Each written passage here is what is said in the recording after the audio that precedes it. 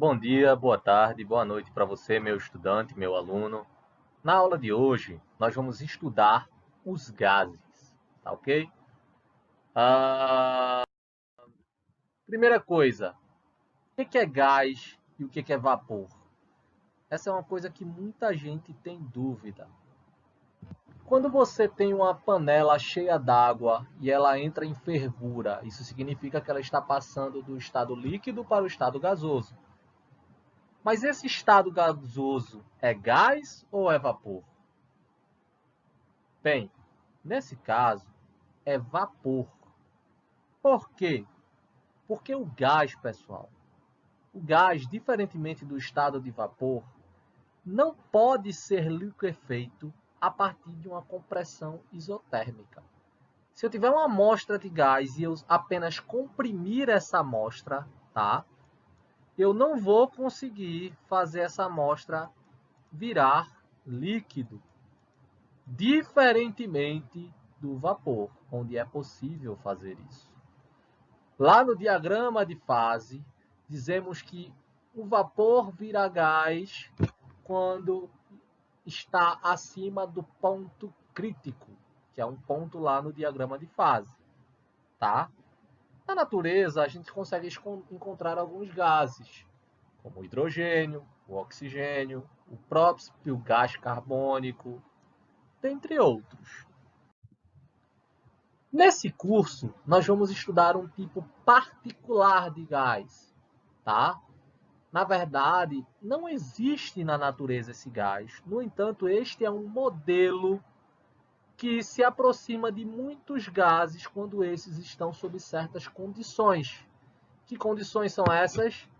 Serem altamente rarefeitos, estando a baixas pressões e a temperaturas muito maiores que a sua temperatura de condensação. Então, podemos dizer que um gás ideal é um gás altamente rarefeito, mas ele é composto de moléculas não interagentes. Isso para um gás real não é verdade, porque as moléculas interagem a partir de forças de campo, tá ok? Elas enxergam umas às outras. No entanto, um gás real pode se aproximar de um gás ideal quando? Quando a pressão é muito pequena e quando a sua temperatura é muito maior que a temperatura de liquefação. Então, pressão pequena, temperatura grande. Ok? Gases podem sofrer transformações. Essas transformações não significam mudanças de estado físico da matéria. No entanto, significam mudanças em suas funções de estado. Um estado termodinâmico é definido a partir de três grandezas: pressão, volume e temperatura. A mudança dessas grandezas simbolizam o que nós chamamos de uma transformação gasosa, pessoal. Então, vamos lá. O que é pressão? Pressão é força sobre área. No caso de um gás, as suas moléculas exercem pressão sobre a parede do recipiente que o contém, a partir de colisões elásticas, que geram uma força contra a parede, e essa força sendo distribuída em uma dada superfície, nós temos a pressão, ok? As unidades de pressão que nós utilizaremos são essas aqui. A unidade no sistema internacional é o Pascal, tá? Sendo que muitas vezes nós utilizaremos outras unidades. E o volume de um gás ideal? Um gás ele tem uma grande capacidade expansiva. Devido a isso, pode-se dizer que o volume é igual ao volume do recipiente que o contém. Ou seja, se eu tiver oxigênio em um cilindro e esse cilindro vazar, o oxigênio vai se espalhar por todo o ambiente em que eu estou localizado.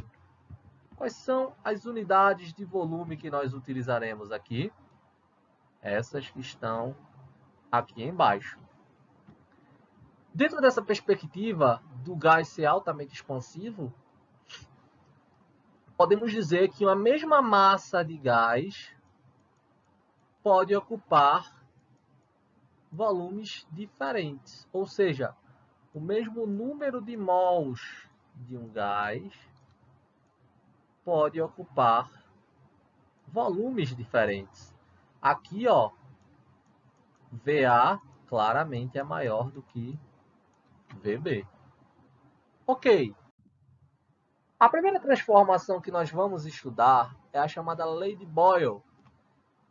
Ela consiste em uma transformação isotérmica. O que isso significa? Que a temperatura é constante, tá?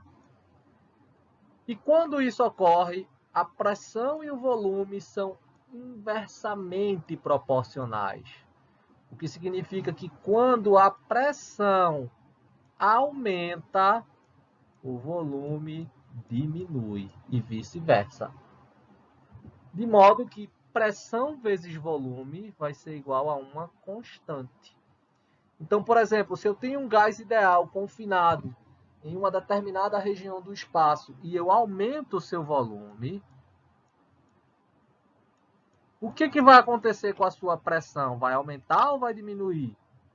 Ela vai diminuir. Então, a pressão no estado 2 é menor do que a pressão no estado 1.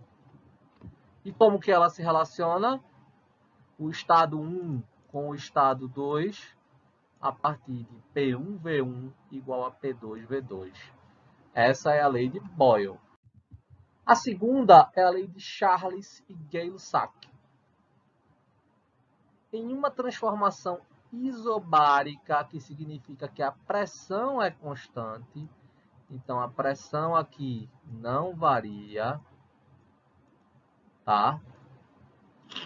O volume e a temperatura são diretamente proporcionais. Se são diretamente proporcionais, se o volume aumenta, a temperatura também aumenta. Ok? Massa. Beleza. Então, isso pode dizer que volume sobre temperatura também é constante. Mais uma vez, se eu aumentar o volume de uma substância confinada, uma substância gasosa confinada em um recipiente, tá? Isso significa que V2 é maior do que V1. O que vai acontecer com a sua temperatura? Também vai aumentar. Então, T2 vai ser maior do que T1. E como eles se relacionam? A partir dessa fórmula. V1 sobre T1 é igual a V2 sobre T2. De modo similar, nós temos também a lei de Charles, que trata das transformações isovolumétricas ou isocóricas, que significa que o volume é constante, tá? Nesse caso, a pressão e a temperatura são diretamente proporcionais. Então, se a pressão diminui, a temperatura também diminui, pessoal. O que significa que pressão sobre temperatura também é constante. Mais uma vez, se eu tenho um estado 1 com um gás confinado, sob certas condições de pressão e temperatura, e eu diminuo a pressão de modo que P2 é menor do que P1, o que é que acontece com a temperatura? Ela também diminui, e eu vou ter T2 menor do que T1. E como elas se relacionam? A partir dessa expressão. P1 sobre T1 é igual a P2 sobre T2. Por último, e não menos importante, o que acontece se as três variáveis de estado se modificam juntamente?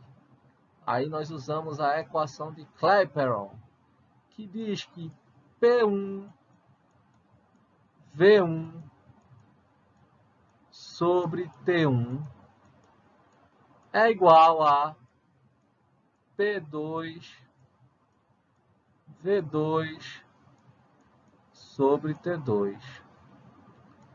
Então, claramente, isso significa que PV dividido por T é uma constante, ou seja, PV é igual a uma constante vezes a temperatura. E aqui nós temos a equação geral dos gases ideais. PV é igual ao número de mols vezes a constante universal dos gases ideais vezes a temperatura, onde essa constante é dada por essas expressões aqui, pessoal. Por último, para encerrar nossa aula, eu queria falar sobre a energia interna de um gás ideal. O que é a energia interna de um gás ideal, pessoal? A energia interna de um gás ideal é proporcional à sua temperatura. Por quê? Sabe-se que a temperatura, tá? Ela é proporcional, ela é dependente da energia cinética média molecular, ou seja, da energia cinética média de cada molécula do gás. E o que é a energia interna? É a soma das energias cinéticas moleculares das partículas do gás. Então, claramente, a energia interna será proporcional à temperatura. E o que é essa constante de proporcionalidade? 3 sobre 2, número de mols vezes a constante universal dos gases perfeitos. E por que é 3? Existe um princípio chamado princípio da equipartição de energia, que diz que cada grau de liberdade contribui para a energia interna com 1 sobre 2 de nRT. Como no caso das moléculas do gás, nós temos 3 graus de liberdade, o que significa que ela pode se mover apenas com liberdade de movimento translacional, tá? Então a energia vai ser 3 sobre 2 nRT.